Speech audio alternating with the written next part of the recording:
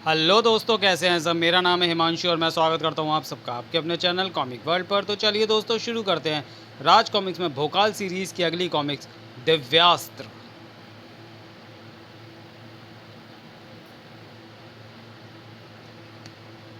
परीलोक के विनाश के बाद राजकुमार आलोक महागुरु भोकाल की चमत्कारी शक्तियों के साथ अपनी मां की खोज में विकासनगर पहुंचा तो वहीं का होकर रह गया और कहलाया मानवता और न्याय का रक्षक महाबली भोकाल। मनुष्य क्या, देवता भी जिसके आंचल में पले हैं। लेकिन मातृत्व से भरे इस आंचल से भोकाल सदा वंचित रहा। ना तो वह अपनी जन्म देने वाली माँ का आंचल पा सका और ना नया जीवन देने वाली माँ का। जहाँ उसकी परी माँ ने उसकी बाहों में दम तोड़ा, वहीं जीवन दायिनी उस माँ ने भी उसी की गोद में अंतिम सांस ली, जिसे भोकाल चुड़ैल माँ समझता रहा। लेकिन वह तो ममतामयी माँ निकली, जिसने चीता नगरी से नीचे गिरे अचेत और मरणासन भोकाल को सैकड़ों दुख सहकर नया जीवन दिया और साथ ही दिया देवताओं के उन दिव्यास्त्रों का पता जिन्हें पृथ्वी पर पनप रहे पाप के एक अवतार को समाप्त करने के लिए देवतागण स्वयं पृथ्वी पर छोड़ गए थे। तब भोकाल ने मरती हुई उस माँ को वचन दिया था कि चाहे उसके प्राण रहें या जाएं, वह प्राप्त करके ही रहेगा। दिव्यास्त्र। संपादक मनीष गुप्ता, लेखक संजय गुप्ता, चित्रांकन कदम स्टूडियो। लेकिन क्या मैं अपने वचन को पूरा कर पाऊंगा? क्या मैं उस मनोरम घाटी के बीचों बीच स्थित इस भयंकर स्थान पर दिव्यास्त्रों को खोज पाऊंगा? दिव्यास्त्र की खोज में उस भयंकर स्थान के चप्पे चप्पे की खाक छानता भोकाल उस चोट से करा उठा। उफ! ये किसने मुझ पर प्रहार किया? मैंने। अब मैं तुझे बनाऊंगा अपना शिकार। हे महागुरु, ये क्या चमत्कार है! इतना बड़ा गरुड़, और वो भी मनुष्य की भांति बोलने वाला। बहुत दिनों से भूखा हूँ, तुझे खाकर मैं अपने पेट की आग बुझाऊंगा। कोई और समय होता तो शायद मैं तुझ पर दया करके तुझे अपने शरीर का मांस खाने की आज्ञा दे भी देता, परंतु इस समय मैं जिस उद्देश्य की पूर्ति के लिए निकला हूँ, उसके लिए मुझे मरना भी गंवारा नहीं।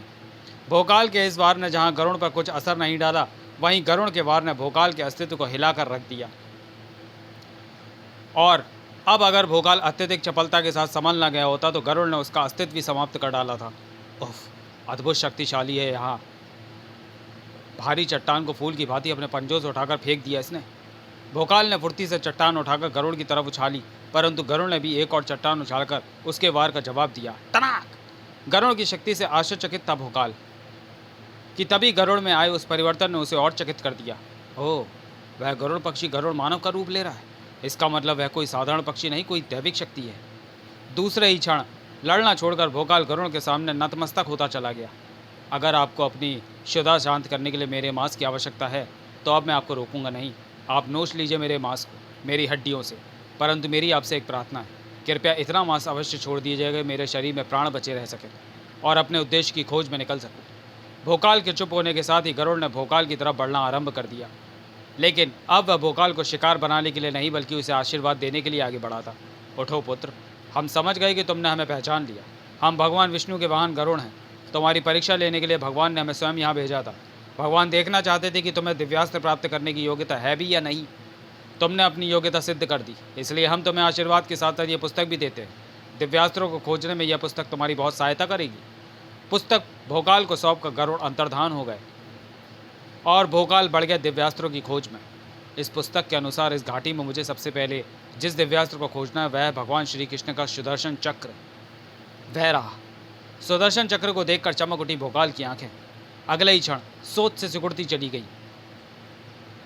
ओह! सुदर्शन चक्र की सुरक्षा के लिए तो एक भयानक सिंह से तैनात है।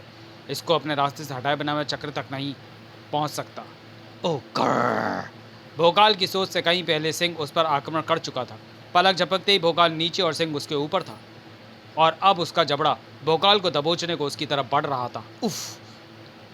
लेकिन इतनी आसानी से मौत का निवाला बन जाने वालों में से कहाँ था वह महाबली? भोकाल ने सिंह को एक तरफ उछाल दिया। इसी के साथ आश्चर्य से भोकाल की आंखें फैलती चली गई। सिंह बेहद तेजी से चक्र के इर्द गिर्द घूमने लगा और एक क्षण बाद ही चक्र से टकराकर सिंह के परखच्चे उड़ गए। सन्न रह गया भोकाल। सुदर्शन चक्र बेहद तेज गति से घूम रहा है। उसके घूमने की गति की चपेट में जो भी आता है वह खिंचता हुआ चक्र के केंद्र की तरफ बढ़ जाता है और फिर सैकड़ों टुकड़ों में बदल जाता है। ऐसे में सुदर्शन चक्र को प्राप्त करने के लिए एक भी कदम आगे बढ़ाना साक्षात मृत्यु को निमंत्रण देना है। फिर भी दिव्यास्त्र प्राप्त करने के लिए मुझे इस मृत्यु से तो खेलना होगा, क्योंकि वीर वो नहीं होते जो किनारे पर बैठे सोचते रहते हैं। वीर वही होते हैं जो नदी पार करने के लिए भंवर से भी टकरा जाते हैं। प्राणों की चिंता छोड़ चुका था भोकाल। मैं भी स्वयं को इस भंवर के हवाले कर दूंगा। परंतु ज़रा भी चूक हुई तो चक्र की चपेट में आकर मेरे शरीर के सैकड़ों टुकड़े हो जाएंगे। चक्र के घूमने से उत्पन्न भंवर में प्रवेश करने करके भोकाल ने स्वयं को उस रास्ते पर डाल दिया था जिस पर सामने मौजूद था विनाश, और सिर्फ विनाश। लेकिन जो महाबली होते हैं वे अच्छी तरह से जानते हैं कि रास्ते में खड़े विनाश को कैसे टालना होता है और कैसे उससे बचकर अपने उद्देश्य को प्राप्त करना होता है। भोकाल गोता लगाकर चक्र के नीचे पहुंच गया। भगवान इस चक्र को अपनी तर्जनी उंगली में धारण करते हैं। भोकाल की उंगली में आते ही चक्र की विभीषिका कम हो गई।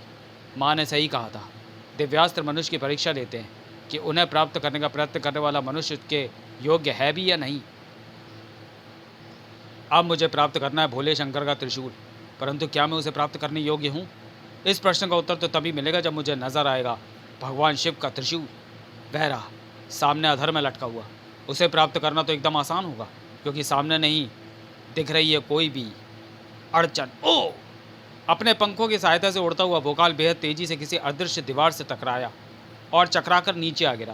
त्रिशूल के चारों तरफ कोई अदृश्य दीवार खड़ी हुई है, लेकिन वह दीवार खड़ी नहीं रहेगी। तोड़ डालूंगा मैं उस दीवार को। भड़ाक! अपनी पूरी शक्ति से अदृश्य दीवार को तोड़ने में जुट गया भोकाल।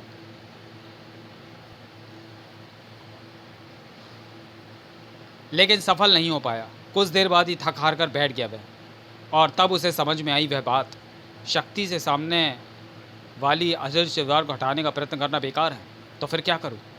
भक्ति। कहावत है, शक्ति से जो कार्य वर्षों में नहीं हो पाता, भक्ति से वह क्षण भर में ही हो जाता है। यह कार्य भक्ति से पूर्ण हुआ, भगवान शिव की भक्ति से, क्योंकि भगवान शिव ने अपनी भक्ति करने वाले भक्तों को कभी निराश नहीं किया। पूरी श्रद्धा से भोकाल ने वही शिवलिंग बनाया और फिर दूध, धतूरा और भांग का प्रबंध कर शिवलिंग पर अर्पित किया। शीघ्र ही भोकाल की भक्ति रंग लाई। मेरी भक्ति से प्रसन्न होकर निसंदेही उस दिव्य प्रकाश के माध्यम से भगवान शिव स्वयं प्रकट हो रहे हैं। दिव्य प्रकाश को देखकर भोकाल के चेहरे पर फैल गई प्रसन्नता दूसरे ही क्षण आश्चर्य में फैलती चली गई, क्योंकि भोकाल के सामने भगवान शिव नहीं बल्कि खड़ा था नंदी।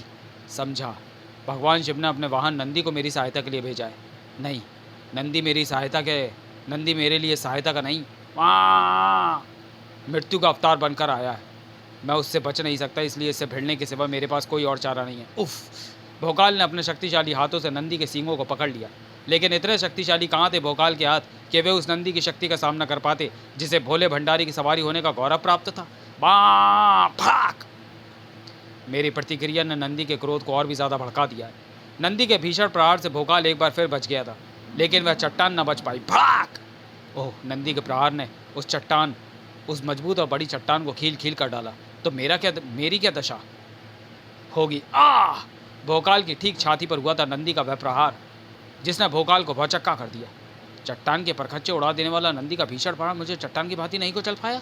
ऐसा कैसे हुआ? यह ज़रूर भगवान कृष्ण के सुदर्शन चक्र का प्रताप है। अब मुझे अपना सारा ध्यान नंदी के अगले वार से बचने में लगाना चाहिए। मेरे ठीक पीछे वह अदृश्य दीवार है जिसे मैं तोड़ नहीं पाया हूँ, लेकिन जो दीवार मेरे प्रहारों से नहीं टूटी वह नंदी के प्रहार से चकनाचूर हो जाएगी, और ऐसा तब होगा जब मैं ठीक समय पर अपने स्थान से हट जाऊंगा और नंदी अदृश्य दीवार से जा टकराएगा। धरती तक का सीना फाड़ देने वाले नंदी के उस प्रहार के सामने वह अदृश्य दीवार कहाँ ठहर पाती। नंदी से अदृश्य दीवार को तोड़वाने में सफल तो हो गया मैं, लेकिन क्या उससे अपने प्राण बचाने में सफल हो पाऊंगा? क्योंकि क्रोध से उफनता नंदी मेरी तरफ पलट चुका है। अरे ये क्या हुआ? मुझ पर आक्रमण करने के स्थान पर नंदी एकाएक शांत क्यों हो गया? अचंभित भोकाल के प्रश्नों के प्रत्युत्तर में अचानक गूंजा वह स्वर, हमारे एकाएक शांत होने का कारण तुम्हारी सफलता है पुत्र। हम तुम्हारी परीक्षा ले रहे थे। वास्तव में भगवान के त्रिशूल के चहुं और मौजूद अदृश्य दीवार हमारी प्रहार से टूटनी थी, लेकिन दीवार तोड़ने से पहले हम ये देख लेना चाहते थे कि तुम त्रिशूल को पाने के योग्य हो भी या नहीं। तुम परीक्षा में सफल हुए महाबली, जाओ त्रिशूल धारण करो। भोकाल ने पूरे भक्तिभाव से त्रिपुरारी के प्रलंकारी त्रिशूल को अपने हाथों में लिया। जय भोलेनाथ। भगवान श्री कृष्ण के सुदर्शन चक्र और भगवान शिव के त्रिशूल के पश्चात अब मुझे इस पुस्तक की सहायता से जिस दिव्यास्त्र की खोज करनी है वह है भगवान श्री राम का धनुष। परंतु क्या बिना कोई परीक्षा दिए मैं इस धनुष को पा सकूंगा? नहीं, इस धनुष को पाने के लिए तुम्हें सिद्ध करना होगा कि तुम इसके योग्य हो, और इसके लिए तुम्हें इस धनुष की प्रत्यंचा चढ़ानी होगी। यह परीक्षा तो है, परंतु ऐसी नहीं जो मेरे लिए दुष्कर सिद्ध हो। इस धनुष पर प्रत्यंचा चढ़ाना अधिक कठिनाई भरा कार्य न होगा। भ्रम में था भोकाल, और उसका वह भ्रम धनुष रात ही टूट गया। उफ! अपनी पूरी शक्ति लगाकर भी प्रत्यंचा को धनुष के दूसरे छोर की तरफ खींचने में सफल नहीं हो पा रहा हूँ। अत्यंत दुष्कर कार्य है ये, लेकिन मानवता की रक्षा के लिए, पाप के अवतार के अंत के लिए मुझे इस दुष्कर कार्य को परिणाम तक पहुँचाना ही होगा। मजबूती से भोकाल के हाथों में थमी प्रत्यंचा उसके मांस को पाड़कर उसके हाथों में धंस चुकी थी। लहू से सराबोर हो रही थी भोकाल की बाह, लेकिन भोकाल को इसकी सुध कहाँ थी। उसे तो मात्र एक ही सुध थी कि उसे किसी भी दशा में प्राप्त करनी है सफलता, और अपनी ज़बरदस्त इच्छा शक्ति और कर गुजरने के जज्बे के बल पर उसने वह सफलता प्राप्त भी की। प्रत्यंचा चढ़ाने में सफल हुआ भोकाल।